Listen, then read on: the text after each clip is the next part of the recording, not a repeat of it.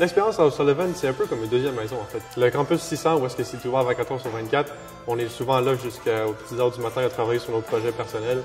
Et on se sent comme dans la maison avec les professeurs qui viennent tout le temps nous aider, les élèves qui sont avec nous dans nos propres programmes. Honnêtement, c'est vraiment enrichissant, surtout les professeurs qui viennent et qui sont en fait dans l'industrie eux-mêmes. Donc on peut en apprendre beaucoup, non seulement sur qu'est-ce qu'on travaille, mais aussi avec qu'est-ce qu'eux ils apportent de l'industrie. Donc on apprend à tous les jours, c'est vraiment fun. On a décidé de créer un jeu avant la fin de nos études. En fait, c'est pour quelque chose qui nous a été apporté par notre coordinateur de programme. Il nous a apporté le projet de faire un game jam, donc faire un jeu à l'intérieur d'une certaine laps de temps. En fait, le jeu qu'on a créé, c'est basé sur le folklore québécois du bonhomme 7 heures. Donc, c'est l'histoire de quelqu'un qui vient après les petites heures où est-ce que les mondes sont supposés être couchés et vient enlever les enfants.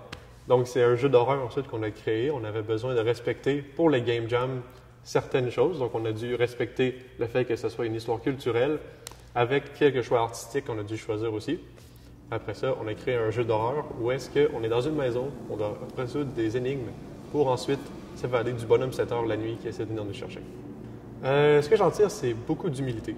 Beaucoup de savoir-faire un peu sur les vraies tâches que ça amène de faire un jeu. Il y a beaucoup plus d'étapes qu'on peut en penser, il y a beaucoup plus de trajets à faire avant de pouvoir arriver à un produit final, ce qui n'est pas quelque chose que tout le monde peut toujours y penser. Mais, surprise, c'est beaucoup de travail. C'est comme un peu notre bébé qui commence finalement à marcher. On est fiers.